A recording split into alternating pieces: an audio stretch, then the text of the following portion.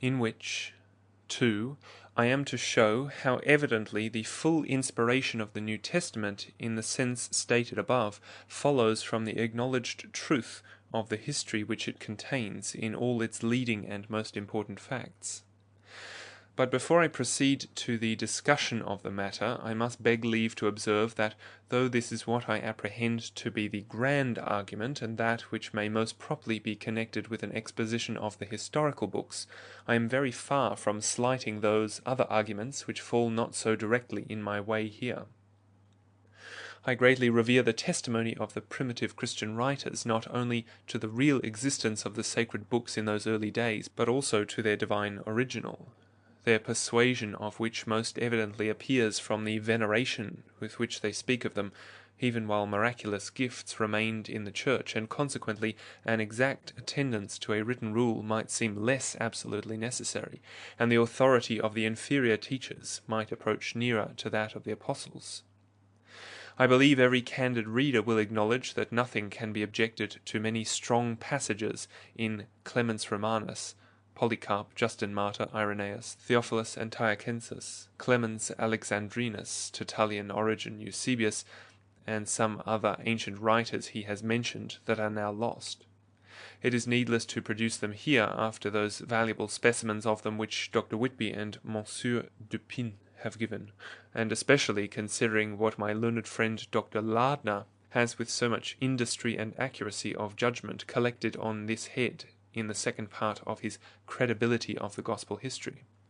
I shall therefore content myself with observing here that several of the most learned and considerable of these ancients speak of this veneration for the sacred writings of the New Testament, not as the result of their own private judgment, but as that in which all the churches were unanimously agreed.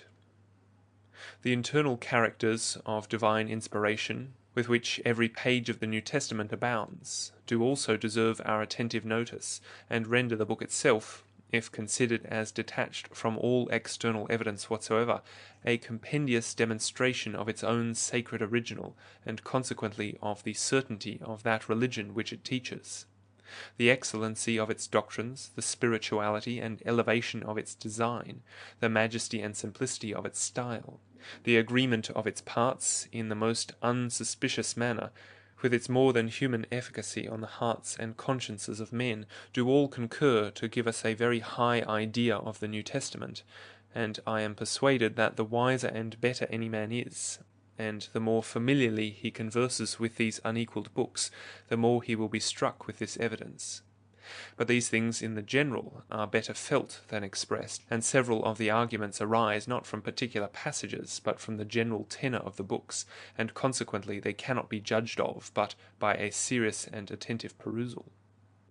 Dismissing therefore these topics, not with neglect, but with the sincerest expressions of just and high veneration, I now proceed to that grand proof of the inspiration of the New Testament, which is derived from the credibility of its leading facts, which, having so fully illustrated in the sermons referred to above, I think I have a just title to assume as the foundation of what further reasonings may occur. Admitting this great principle, it is undeniably certain that Jesus of Nazareth was a most extraordinary person, that after having been foretold by many prophets, in distant periods of time, he was at length, agreeably to the repeated declaration of an angel, first to a priest ministering at the golden altar in the temple, and then to his mother, conceived by a virgin of David's family, that his birth was proclaimed by a choir of angels, who celebrated it in celestial anthems, as the foundation of peace on earth, and the most glorious display of divine benevolence to men, that before his public appearance a person greater than any of the prophets, and whose birth had also been foretold by an angel, was sent to prepare his way, that on his being baptized he was anointed with a wonderful effusion of the Spirit, poured down upon him by a visible symbol, and that the efficacy of this sacred agent continually residing in him was apparent throughout the whole course of his ministry, not only in the unspotted sanctity of his life, amidst 1,000 most violent temptations, and in the bright assemblages of virtues and graces which shone in it with a lustre before unknown, and since absolutely unparalleled, but also in a multitude of various works of wonder and mercy, which he miraculously wrought on those whose diseases were of the most desperate and incurable nature, and even on the dead, whom that almighty voice of his, which had driven out the fiercest infernal spirits and calmed the rage of the tempests, did with serene majesty awaken into life, as from a slumber. It is also on the same foundation certain, that this illustrious person, having by the malice of his enemies been most unjustly and cruelly put to death, did on the third day arise from the dead, and that after having given to his disciples the most abundant proofs of that important fact, he at length ascended to heaven gradually in their sight, angels appearing to assure them that he should as visibly descend from thence to the universal judgment, the administration of which he had declared to be committed to him. I must freely declare that had I been an entire stranger to the sacred story and proceeded no further in it than this, supposing me firmly to have believed all these wonderful things, though delivered in the shortest abstract that could have been made of them, I should readily have concluded that this extraordinary person, being sent, as it plainly appears from the history that he was, with a divine revelation for the benefit of all nations and of all ages, had taken care to leave some authentic records of the doctrine which he taught.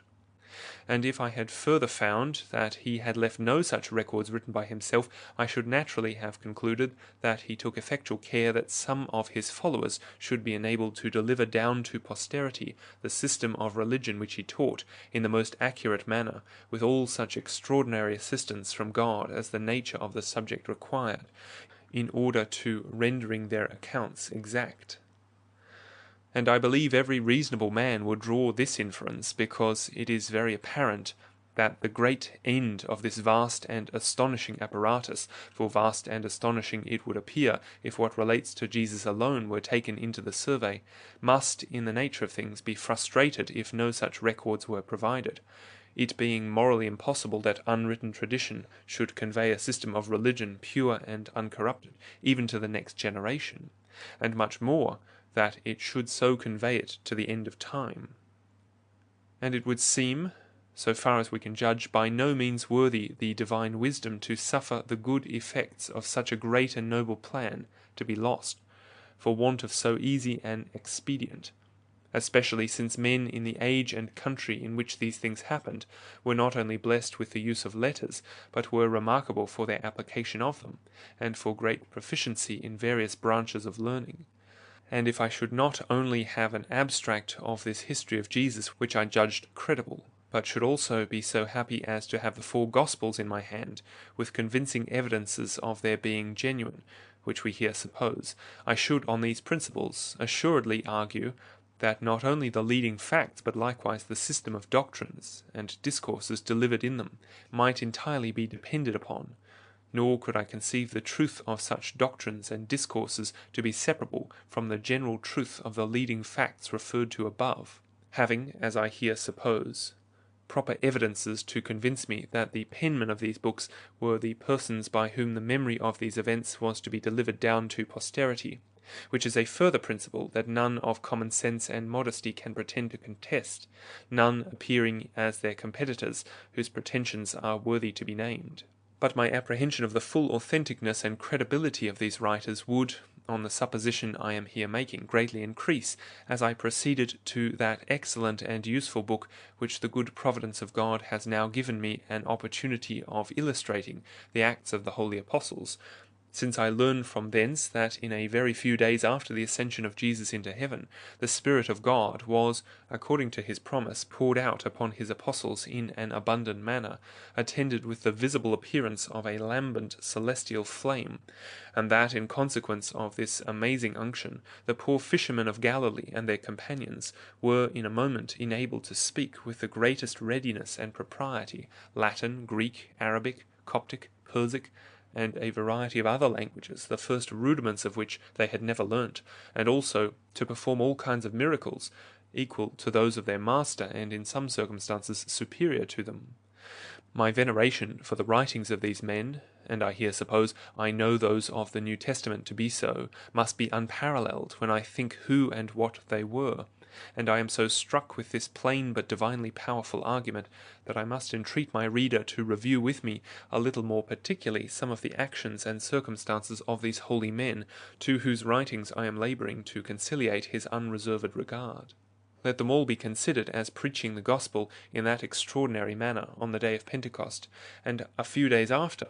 when some of their companions had been seized and threatened by the Sanhedrin, as anointed again with such an effusion of the Spirit as shook the very house in which they were, and inspired them all at once with the same sublime hymn of praise. Let them be considered as afterwards led out of prison by an angel, and commanded by him to go and preach the gospel in the temple under the remarkable phraseology of the words of this life, as if the whole life and happiness of the human race depended on their knowing and receiving it.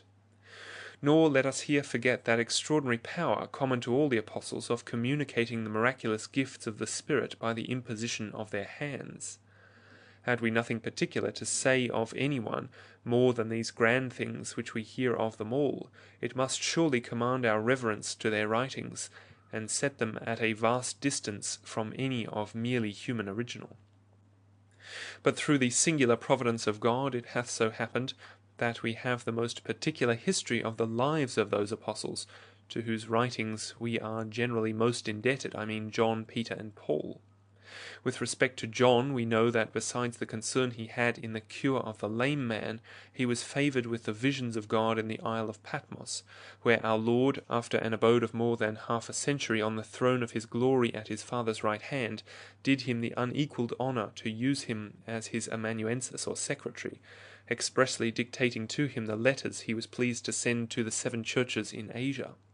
How easily, then, may we suppose him so to have presided over his other writings, as to have secured him from mistakes in them. Consider Peter as striking Ananias and Sapphira dead with a word, as curing, by the like powerful word, one cripple at Jerusalem, and another at Lydda, and calling back Dorcas even from the dead. Let us view him in that grand circumstance of being marked out so particularly by an angel to Cornelius, and sent to him as the oracle of God himself, from whom that worthy and honourable person was to hear words by which he and all his house should be saved. And after this let us view him as once more delivered out of the hand of Herod, and from all the expectation of the people of the Jews, by an angel who struck off his chains and opened the doors of his prison the very night before he was to have been executed. And let anyone with these particulars in his eye, added to the foregoing, in which he shared with all his brethren, say, what more could be necessary to prove the divine inspiration of what he taught, so far as inspiration was requisite, to render it entirely authentic? Or let any one further say, upon what imaginable pretence the authority of his writings can be denied, if that of his preaching be granted? And to mention no more, let Paul, that great scribe instructed in the kingdom of heaven, to whose pen we owe so many invaluable epistles, be considered in the same view, and let us endeavour to impress our minds with the various scenes through which we know he passed, and the distinguished favours with which his master honoured him, that we may judge how we are to receive the instruction of his pen. Let us therefore think of him as so miraculously called by the voice of Christ to the profession of his gospel, when he was persecuting it even to the death, as receiving a full and distinct revelation of that glorious but to him quite unknown gospel by the immediate inspiration of its divine author, which is a fact he expressly witnesses, and in which he could not possibly be mistaken. Think of the lustres of those astonishing works which shone round him wherever he went, and of those wrought in his favour, which showed him so eminently the care of heaven, demons ejected, distempers cured, sometimes with a touch and sometimes without it, by a garment sent from him to the patient, his motions guided from place to place by a divine oracle, Elymas struck blind for opposing him, his bands loosed by an earthquake, his strength and vigour instantaneously restored, when the rage of the mutable and barbarous populace at Lystra had stoned him and left him for dead. And to add no more, his safety in a shipwreck, with that of near 300 more in the same vessel for his sake, promised by an angel, and accomplished without the loss of a single person, when they had expected nothing but a universal ruin. Let us, I say, think of Paul in these circumstances, and with these facts full in our view, let us judge whether it is at all probable, yea, whether it be morally possible, that a man sent out and attended with such credentials as these should be so left of God, amidst all these tokens of his constant care, as to mingle error with sound doctrine, and his own fancies with the divine revelations, which we are sure he received, or whether, if he were not left to such effects of human frailty in his preaching, but might have been regarded by his hearers with entire credit, he would be left to them in those writings by which he was, as it were, to preach to all future generations of men, from one end of the world to the other, and by which, being dead, he yet speaketh, in all languages, and to all Christian assemblies. I cannot forbear thinking this plain argument, so well adapted to popular use, abundantly sufficient to carry conviction to every candid mind, in proportion to the degree of its attention and penetration. I am almost afraid that some should think I have bestowed an unnecessary labour, thus particularly to state a matter which hath such a flood of light poured in upon it from almost every page of the sacred story. But I have been obliged in the course of this exposition to meditate much on these facts, and under the deep impression I could not but speak as out of the fullness of my heart. Yet after all I have already said, I should be very unjust to this argument if I did not endeavour to represent to my reader how much it is strengthened on the one hand by the express and comprehensive promises which our Redeemer made to his apostles, and on the other, by the peculiar language in which the apostles themselves speak of their preaching and writings, and the high regard they challenge to each, a regard which nothing could justify them in demanding, but a consciousness that they were indeed under a full inspiration. End of section 2.